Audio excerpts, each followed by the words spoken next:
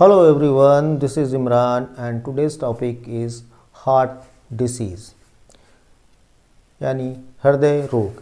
एक ऐसी बीमारी जो बहुत ही ख़तरनाक बीमारी है और वो अक्सर जाड़े के मौसम में ज़्यादा होती है और उस बीमारी का नाम है हार्ट अटैक।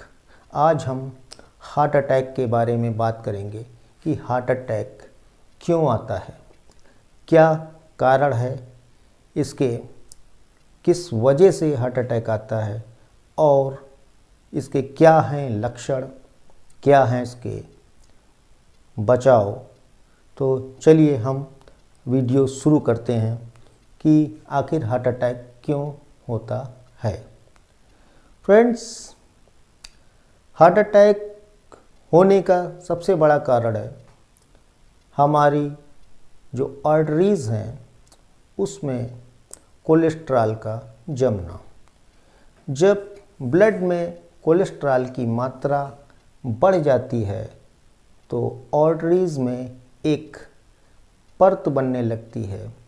उस परत की वजह से ब्लड फ्लो रिड्यूस होने लगता है, जिस वजह से हार्ट अटैक आने की संभावना बढ़ जाती है। तो चलिए हम इसको ड्रॉ करके बताते हैं। एक जनरल अवेयरनेस के तौर पे हम इस बारे में डिस्कस करेंगे कि क्यों आता है आखिर हार्ट अटैक। तो चलिए हम इसको एक फिगर बनाते हैं और फिगर के ज़रिए इसको जानना की कोशिश करते हैं। सपोज़ ये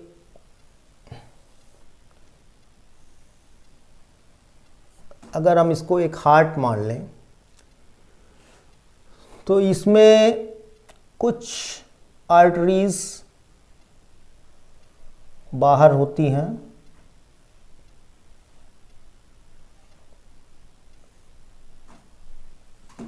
और इस हार्ट के ऊपर 3 आर्टरीज़ होती हैं जिन्हें कोरोनरी आर्टरी कहते हैं। एक समझने के लिए हम इस फोटो को, इस फिगर को बना रहे हैं। ये इस तरह से कुछ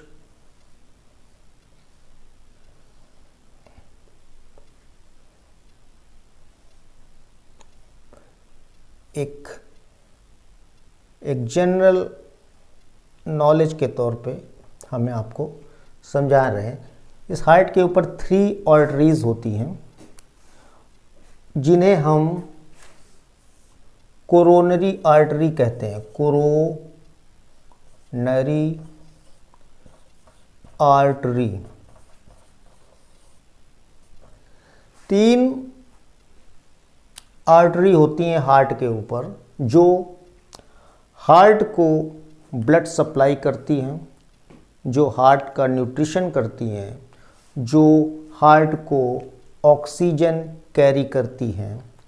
वो 3 आर्टरीज़ होती हैं जिनका नाम कोरोनरी आर्टरी होता है और ये हार्ट के मसल्स के ऊपर होती हैं। यहाँ मैंने एक आर्टरी बनाई है सिर्फ एक समझाने के लिए कि हार्ट अटैक कैसे पड़ता है, तो इसलिए हमने एक आर्टरी बनाई है।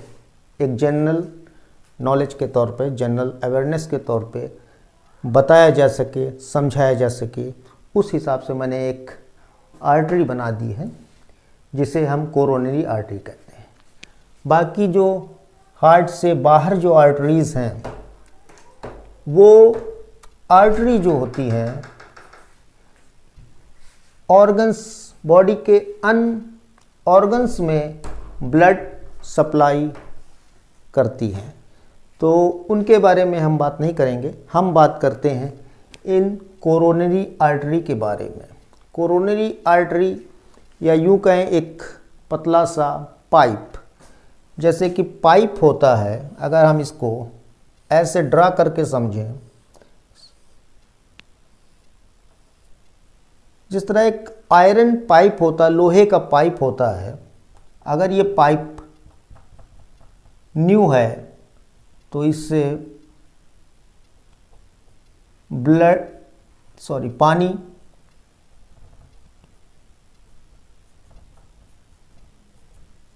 फुल क्वांटिटी में इस पाइप से पानी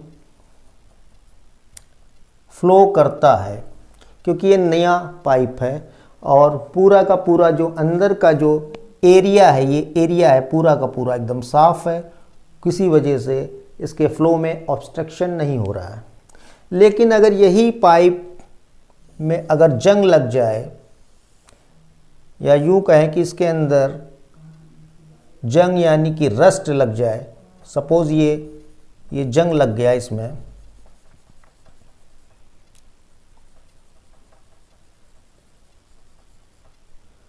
जब जंग लग जाएगा तो इसमें क्वांटिटी ऑफ वाटर जो है, यानी कि वाटर जो निकल रहा था उसकी क्वांटिटी घट जाएगी, क्योंकि यहाँ पे रस्ट लग गया, जिसकी वजह से अब वाटर जो है कम मात्रा में बाहर फ्लो करेगा, यानी कि मात्रा जो क्वांटिटी का जो है, जिस क्वांटिटी से इस नए पाइप में जिसमें किसी प्रकार का रस्ट नहीं था, जंग नहीं लगा था, जो क्वांटिटी पानी की इसमें बह रही थी, जितना पानी इससे फ्लो हो रहा था, जब इसी पाइप में कुछ दिनों के बाद, कुछ सालों के बाद जब इसमें रस्ट यानी जंग लग गया, तो पानी की धारा पतली हो जाएगी, पानी कम थोड़ा थोड़ा निकलेगा, इसकी तुलना में पानी कम निकलेगा। ठीक इसी तरह से कोरोनरी आर्टरी जो हार्ट के ऊपर होती है, जो हार्ट में होती है, उसमें क्या होता है कि उसी तरह से उसमें भी होता है। अब अगर हम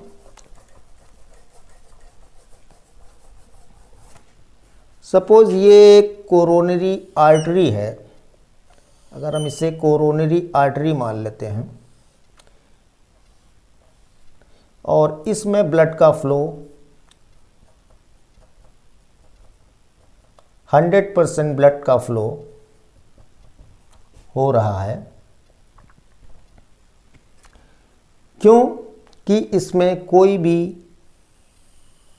प्रकार की जंग जैसी कोई भी चीज़ इस आर्टरी में शो नहीं हो रही। लेकिन अगर इसी आर्टरी में कुछ चिकना पदार्थ जमने लगे और उस चिकने पदार्थ को कोलेस्ट्रॉल कहते हैं, तो कोलेस्ट्रॉल बढ़ने की वजह से जब ये ब्लॉकेज बढ़ने लगता है, इस तरह से इसमें एक परत बनने लगती है, तो जब वो परत बनने लगती है तो क्या होता है कि जो ब्लड का फ्लो है वो कम होने लगता है।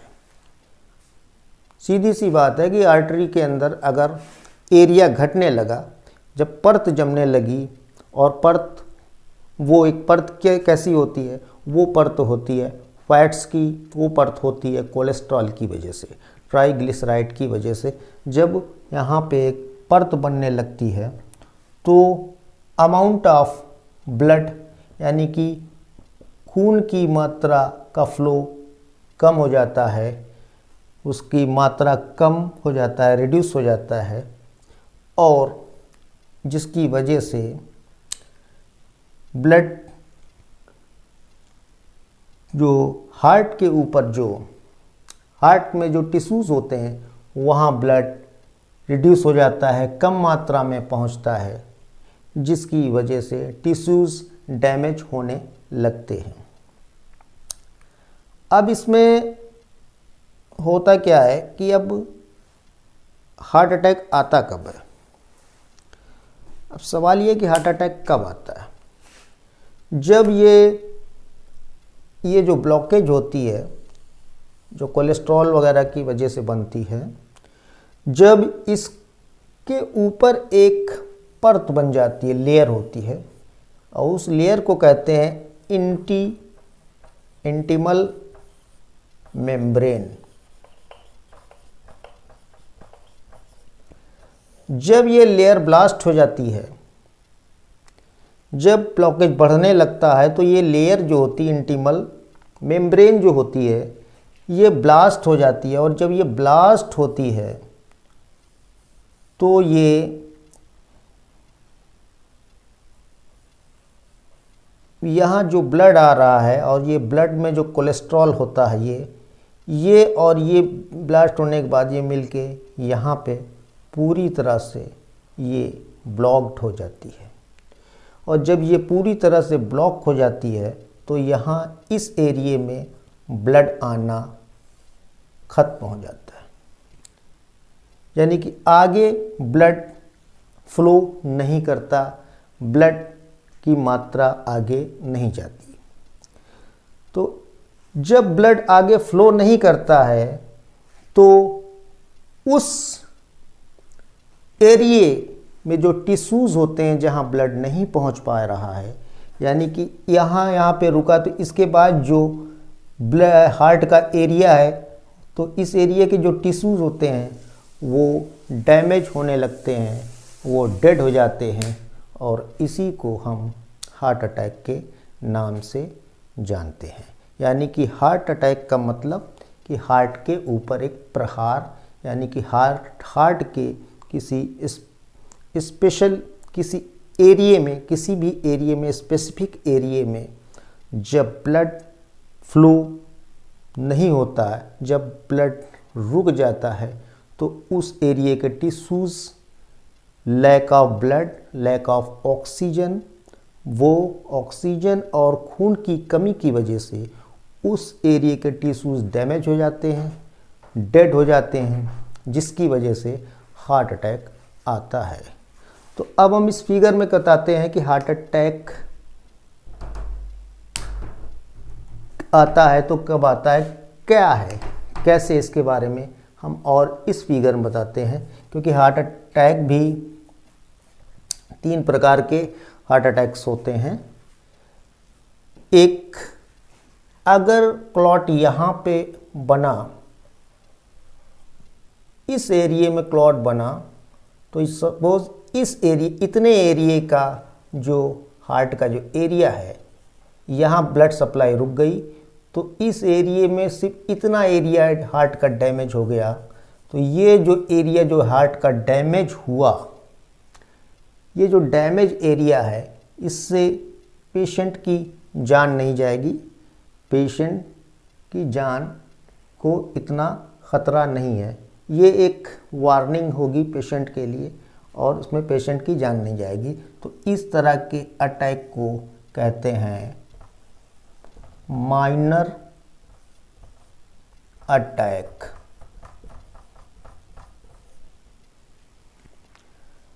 सपोज यहाँ पे अगर क्लॉट बन गया, इस एरिया में क्लॉट बना, तो यहाँ पे ब्लड फ्लो रुक जाएगा। तो जब इस एरिया का जो ब्लड फ्लो रुकेगा तो इस एरिया का जो पूरा पोर्शन है, हार्ट का जो ये पोर्शन है, यहाँ के टिश्यूज़ को ब्लड प्रॉपर मात्रा में, या यूँ कहें कि ब्लड मिलना बंद हो जाएगा, जिसकी वजह से टिश्यूज़ डेड हो जाएंगे।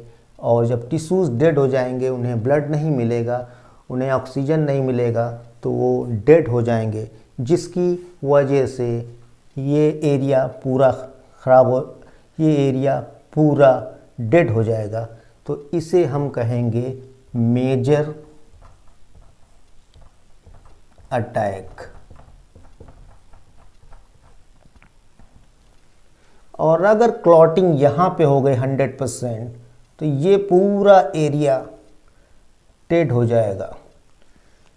तो जब ये पूरा एरिया डेड हो जाएगा तो पूरा का पूरा हार्ट, इस एरिया का पूरे टिश्यूज़ जो हैं वो डेड हो जाएंगे।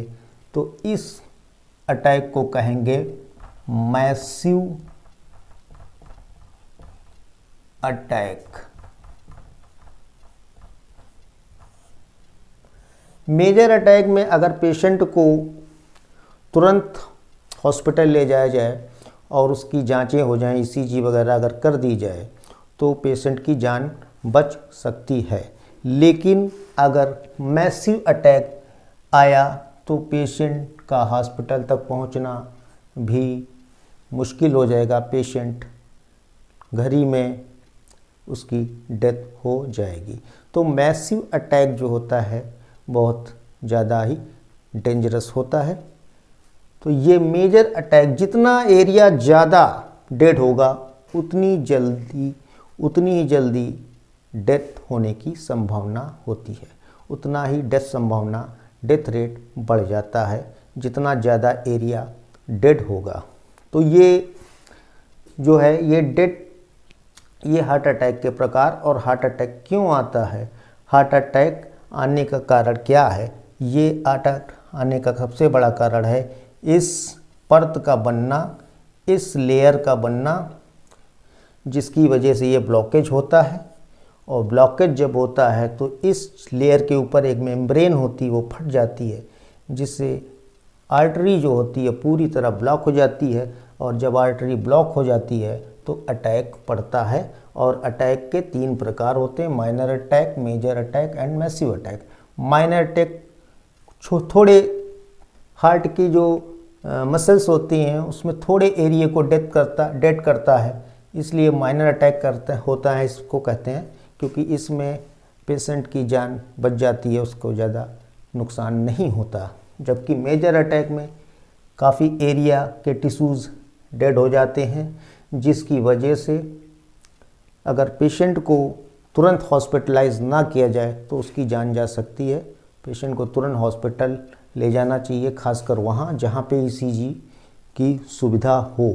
ऐसे हॉस्पिटल्स में तुरंत ले जाना चाहिए, जिससे पेशेंट की जान बचाई जा सकती है। लेकिन इस अटैक में, जिसमें बहुत बड़ा एरिया जो हार्ट का है वो डेड हो जाता है, वहाँ के इस टिश्यूज़ डेड हो जाते हैं due to lack of oxygen, blood.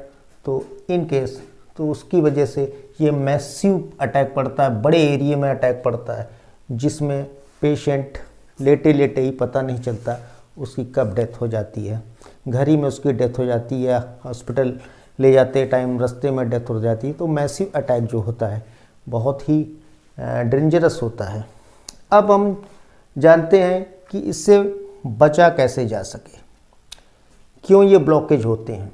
ये कोरोनरी आर्टरी जो होती है, इसमें जो ब्लॉकेज होता है, ये ब्लॉक्ड होती क्यों है, कुछ क्या करें कि इसमें ब्लॉकेज हो ना, क्या ऐसा हम प्रिकॉशंस लें, सावधानी बरतें कि इसमें ब्लॉकेज हो ही ना। तो इसके लिए सबसे बड़ी चीज़ ये है कि कोलेस्ट्रॉल की जो मात्रा है वो शरीर में, उसे नियंत्रण करना होगा। जब तक कोलेस्ट्रॉल नियंत्रण नहीं होगा तब तक आपके ब्लॉकेज जो हैं वो घटेंगे नहीं। तो कोलेस्ट्रॉल जो होता है उसको कम करने के लिए हमें क्या करना चाहिए। कोलेस्ट्रॉल को अगर आपको कम करना है, या यूँ कहें कि कोलेस्ट्रॉल को नॉर्मल करना है, तो उसके लिए हमें एनिमल फूड को खाना बंद कर देना चाहिए। अगर एनिमल फूड की बात करें तो एनिमल फूड जैसे मटन, चिकन, बीफ, पोर्क, ये सब एनिमल फूड होते हैं, इनको बिल्कुल बंद कर देना चाहिए। अगर आपने इनको बंद कर दिया तो आपका कोलेस्ट्रॉल लेवल घट जाएगा, और जैसे जैसे आपका कोलेस्ट्रॉल लेवल घटेगा वैसे वैसे ये जो ब्लॉकेज है ये घटता जाएगा, ये और घटेगा और धीरे धीरे ये एकदम नॉर्मल हो जाएगा। और ये आर्टरी बिल्कुल, इसका एरिया बिल्कुल जो है खुल जाएगा, और धीरे धीरे करके ये पूरी तरह से नॉर्मली सामान्य रूप से इसमें ब्लड फ्लो करने लगेगा। तो अपने जो डाइट है उसमें नियंत्रण करना होगा, उसमें बदलाव लाना होगा, एनिमल फूड को बिल्कुल बंद करना होगा। अगर आप एग खाते हैं तो एग्स में भी आप वाइट एग ले सकते हैं, लेकिन आप एग का जो योक होता है, यानी कि पीला वाला जो भाग होता है जिसे योक कहते हैं, वो बिल्कुल नहीं लेंगे। तो इस ऐसा अगर प्रिकॉशंस आप लेंगे तो आपका कोलेस्ट्रॉल जो है घट जाएगा, या यूँ कहें कि कोलेस्ट्रॉल आपका नॉर्मल हो जाएगा। तो कोलेस्ट्रॉल नॉर्मल कितना होता है? डॉक्टर्स के मुताबिक 130 अगर कोलेस्ट्रॉल है, 130 अगर आपका कोलेस्ट्रॉल है तो वो आइडियल होता है, वो बेस्ट है, और 130 ही रखना चाहिए। दूसरी चीज़ आती है ट्राइग्लिसराइड। ट्राइग्लिसराइड को भी शरीर में नॉर्मल रखना पड़ेगा अगर ब्लॉकेज को घटाना है। अगर आपके ब्लॉकेज हो चुका है आर्टरी में, अगर उसको घटाना है तो हमें कोलेस्ट्रॉल के साथ साथ जो दूसरी चीज़ मेन इम्पोर्टेंट है वो है ट्राइग्लिसराइड। अब ट्राइग्लिसराइड किस चीज़ों में होती है? ट्राइग्लिसराइड जितने भी ऑयल्स होते हैं, चाहे रिफाइंड ऑयल हो, चाहे मस्टर्ड हो, डालडा हो, राइस ब्रांड ऑयल, जितने भी ऑयल्स होते हैं इनमें ट्राइग्लिसराइड होती है, और इसको एकदम घटा देना चाहिए।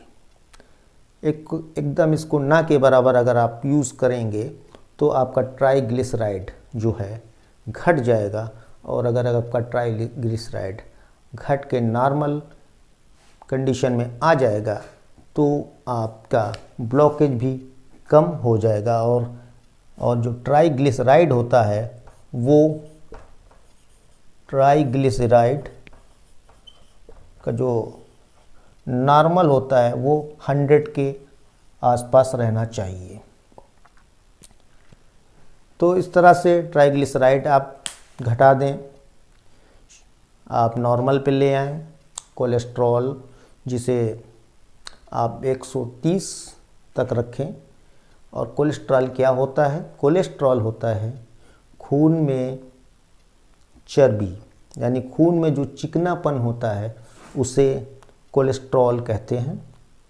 तो उस कोलेस्ट्रॉल को घटाने के लिए सीधी सी चीज़ है कि चिकनी चीज़ों से हमें परहेज़ करना होगा, हमें अवॉइड करना होगा चिकनी चीज़ों को। तो ये चिकनी चीज़ें मोस्टली होती हैं किसमें? एनिमल फूड में। और हाँ, मिल्क भी आप फुल क्रीम का नहीं लें, अगर आप लेना चाहते हैं तो आप विदाउट क्रीम का आप मिल्क ले सकते हैं।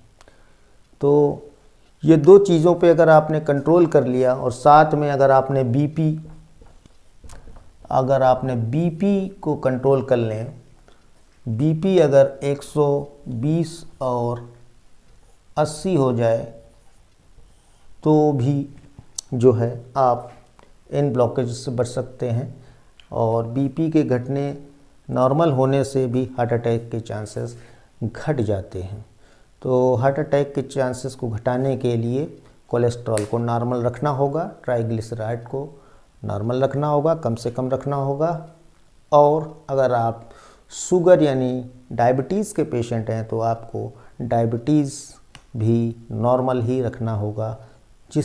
तो आप इस तरह से आप इस भयंकर बीमारी से बच सकते हैं, इस भयंकर बीमारी की रोकथाम कर सकते हैं। अब हम बात करते हैं कि लक्षण क्या हैं, व्हाट आर द सिम्टम्स।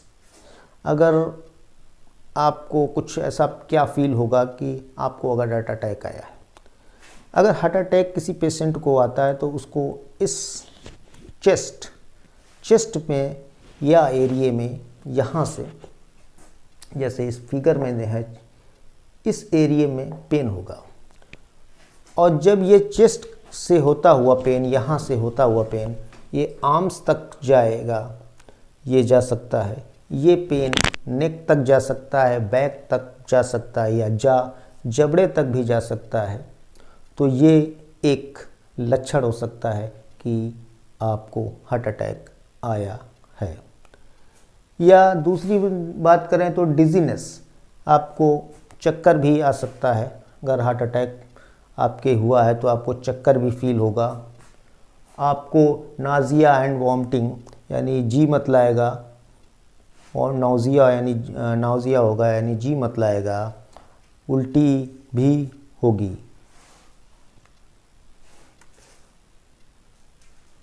सांस लेने में प्रॉब्लम होगी, अगर आपको सांस लेने में, लंबी गहरी सांस लेने में दिक्कत हो रही है तो ये भी एक वार्निंग सिम्टम्स है हार्ट अटैक का। या आपकी हार्ट बीट इरेगुलर है, कभी तेज़ हो रही है, कभी घट रही है, कभी तेज़ हो रही है, यहाँ सुनाई दे रही है, तो ये भी एक वार्निंग सिम्टम्स, इट में भी हार्ट अटैक का एक सिम्टम हो सकता है। तो अगर आपको इस तरह के कोई सिम्टम्स नज़र आए कि आपको चेस्ट पेन यहाँ से हो रहा है, तेज़ हो रहा है और ये यहाँ तक जा रहा है, हैंड तक जा रहा है, पीछे नेक तक भी हो रहा है और जबड़े में भी हो सकता है कभी कभी, तो इस तरह की अगर आपको स्थिति लगे तो आप तुरंत हॉस्पिटल जाएं, जहाँ पे ईसीजी वगैरह की सुविधा हो आप वहीं जाएं, ताकि आपके अंदर जो एक भयंकर बीमारी आई हुई है जिसे हार्ट अटैक कहते हैं उसे कंट्रोल किया जा सके और उसे हॉस्पिटल में आपको की जान को बचाया जा सके। तो अगर आप इन सब चीज़ों को जानकारी रखते हैं तो आप अपने आप को बचा सकते हैं, जो कि बहुत ही जनरल बातें हैं हार्ट अटैक से संबंधित, और हर किसी को ये बातें जानना चाहिए। और ये बातें, ऐसी बातों को आप जानकर अपनी इस बीमारी से आप अपनी जान बचा सकते हैं और तुरंत अपना ट्रीटमेंट करा सकते हैं। तुरंत ट्रीटमेंट लेकर आप अपनी जान बचा सकते हैं। अब इसमें कौन कौन सी जांचें होती हैं और उन जांचों से क्या समझ में आता है, क्या मतलब होता है उन जांचों का। तो इसमें अगर जांचों की हम बात करें तो कौन कौन सी अगर जांचें होती हैं, सबसे पहले एक जांच होती है ईसीजी, या इसे अमेरिका यूएस में इसे ईकेजी भी बोलते हैं। ईसीजी यानी इलेक्ट्रोकार्डियोग्राम। दूसरी होती है ईको। तीसरी होती है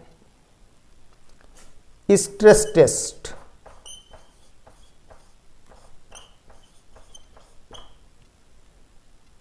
चौथी इसमें होती है हॉल्टर मॉनिटरिंग।